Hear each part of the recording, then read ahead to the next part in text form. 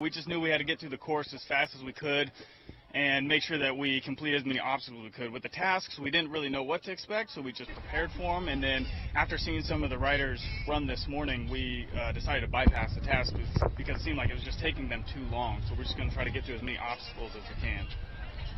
That sounds like a really strong and solid plan. We haven't seen anybody we've seen teams attempt the task and do very well. They just kill so much time.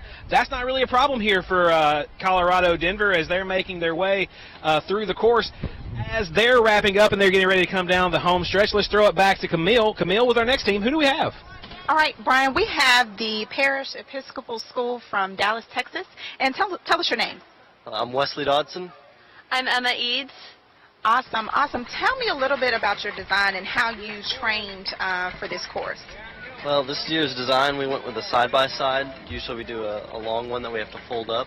And we did it so our unfold time would be really quick and it'd be super simple and really rigid and good for four-wheel drive type of driving, really rough stuff. Okay, so we know the course has changed a little bit. How did you prepare for that? Did you practice or? We practiced a lot with our task stuff. Last year was more of a last-minute thing, but this year we actually, in the middle of our practice runs, we'd stop and do the tasks, which I think is really going to help us out. It's going to be a lot of fun. Yeah. So tell me, do you have anyone that you want to, thank or?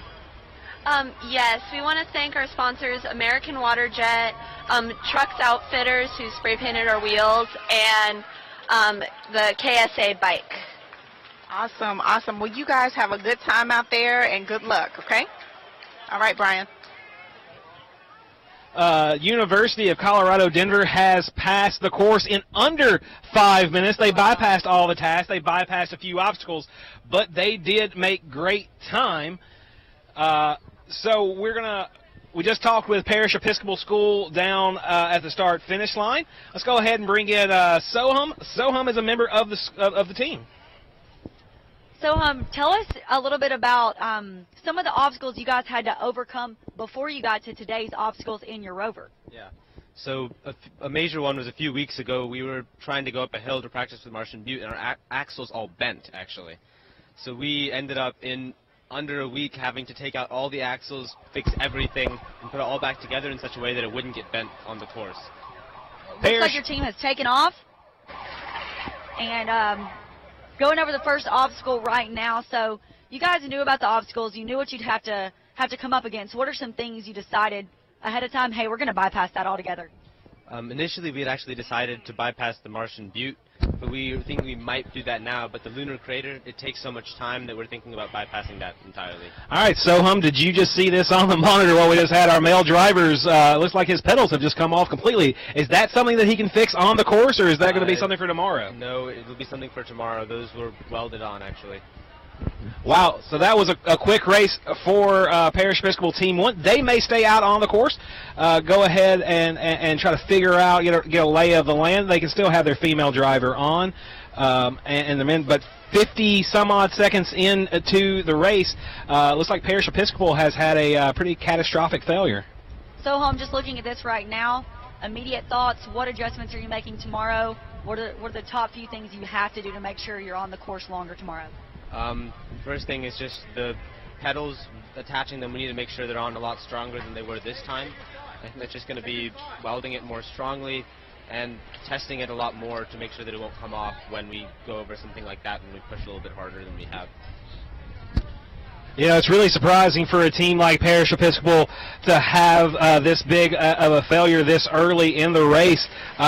Since 2014, they have been bringing in awards every year. Actually won the high school Best Design Award last year, Best Report last year, Telemetry and Electronics, and Best Report in 2016, Best Design and Most Improved in 2015, and Pit Crew Award in 2014. Soham, what does this continued success, how does that prepare you to come back year after year? Well, we always try to build on our knowledge from the previous years. So we take what we've learned from previous years, we find what worked, what didn't work, and we try to apply that as best we can. In past years, we've kept a similar design.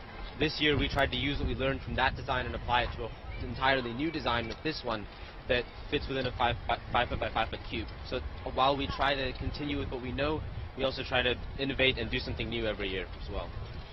Tell us about some of the testing you put this Rover through before you came here. We go around the grass and the concrete in the streets near our school, and then we also take it through a shot put pit, and then we go down a long jump track. The other thing we did is we ran it around our school track a couple times, set some tasks out to see how well we did and what timing we had. All right, Parish Episcopal looks like they have changed course. The male and the female drivers have switched seats. The male driver is on the side with the pedals, and they were making pretty good time until they found a hay bale. So it looks like we're going to back up and try again. Does switching seats like that, does that affect the steering or anything like that? Yes, it does. The steering is built to be intuitive for the person sitting on the left-hand side of the Rover. And we've been practicing with the male driver, Wes, doing most of the steering, so switching the sides is going to make it a little bit more difficult to steer, especially around obstacles. That makes sense. So they are making it. Let's see, I think I've lost track of exactly where they're at on the course. They are at 3 minutes and 34 seconds. As they are walking through the course, looks like Wes is going to jump back into the pedal seat with Emma in the driver's seat. Let's go ahead and throw it down to our start-finish line where Camille is with a new team. Camille? All right, we have Greenfield Central High School here, and tell me your names first. Chloe Hewlin. I'm Garrett Lowe. Okay, and this is your first year, I think, in the competition, but not your team's first year, right? Right. Okay, so tell me a little bit about how you prepared for this. How did you set up your course at home to practice? We set up a bunch of sample pickup courses so we could ride back at our high school. We had hills and stuff that we would go up and practice on. And okay, awesome. And I understand that there's something called the Festival of the Machines that you guys volunteered with or did some outreach with. Can you tell me a little bit about that?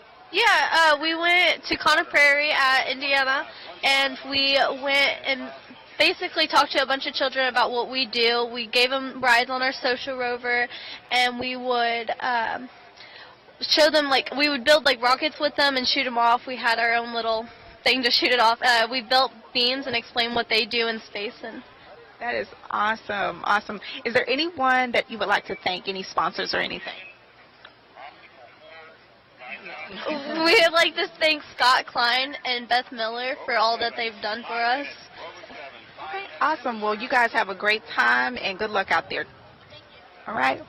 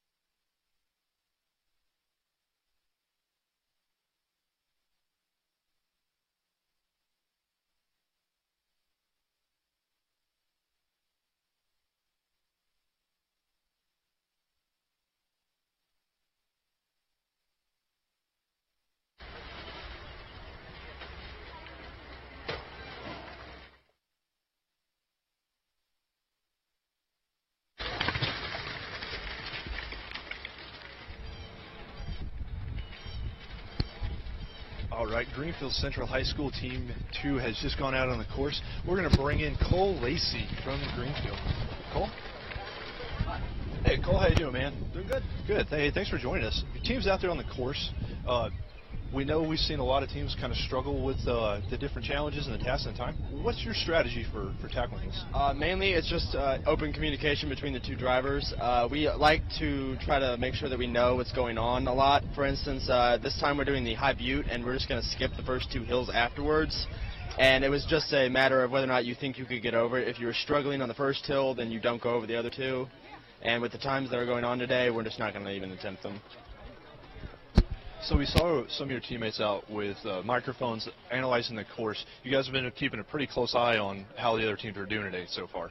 Yeah, we have one posted down there. We have another one posted over by the boulders, and we have one posted up here by the start line.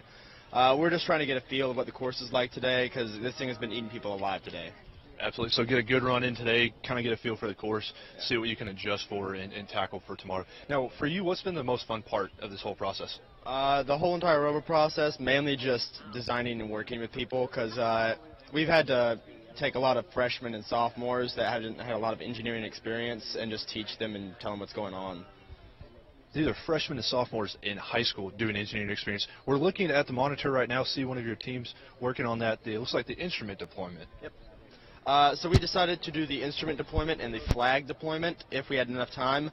That was just because today I don't think a team yet has actually finished the course. We have Israel that got close with 7:04, but that's about it. I think a couple of teams ago we just had the University of Colorado Denver came in at the time just over 5 minutes, but you're right, it's been proven a very difficult course. Now we're looking at about 2:17. Looks like you guys are about to head down to the crater. Is that enough time to do the flag? We decided that if we didn't get the flag in under 3 minutes and 30 seconds, if we didn't get over there by it, there was just no point in attempting it. So at this point, 2 minutes and 17 seconds, I'd say we most likely are just going to do the flag and then move on. We're going to attempt as many obstacles as possible, but if it's clear that we're not going to make it through, we're just going to do bypasses the whole way through. Absolutely. Now it looks like you have a narrower wheelbase in the back than the front. What's the design for that? We did that, because we had to fold it up, which every team does, but we mainly did that so that way we could have a nicer turn radius on it, and also so we had a little bit more control in front. Excellent. Well, a lot of design goes into this. I believe we have a team down at the start line, one of your other sister teams, about to head off on the course. So let's set it down at the start line. Well, yeah, that's right. We have the Team 2 from the Greenfield Central High School. And tell me your names. My name is Jonathan Barber. Okay. I'm Alexis Seifried. Awesome, awesome. So tell me, since you're the second team from this high school, what's the difference, the main difference in your Rover and theirs? So the biggest difference is our other Rovers is side-by-side design, so the drivers are next to each other. Than ours, we're a back-to-back, so we're sitting back-to-back to each other. So communication is a lot different, but also the drivetrain is a lot different too. And you feel like that's going to give you more of an advantage, right? Well, in years past it has, but every year's different, so we don't know yet. Okay. Tell me a little bit about your journey here. Some of the struggles that you've had in getting your Rover, putting it together, and things like that. Well, we have to figure out what obstacles we can and can't do to fit the time requirement, and then what our transmission can do, because it's different than the other Rover we have. And yeah. Tell me, how long is this process from beginning to end? How many weeks do you spend? So we meet Mondays and Fridays each week throughout the entire school year. So we're working year-round on this Rover. Awesome, awesome. And in 2016, I think you won second place in the high school division. So we're looking for great things from you guys today. Good luck.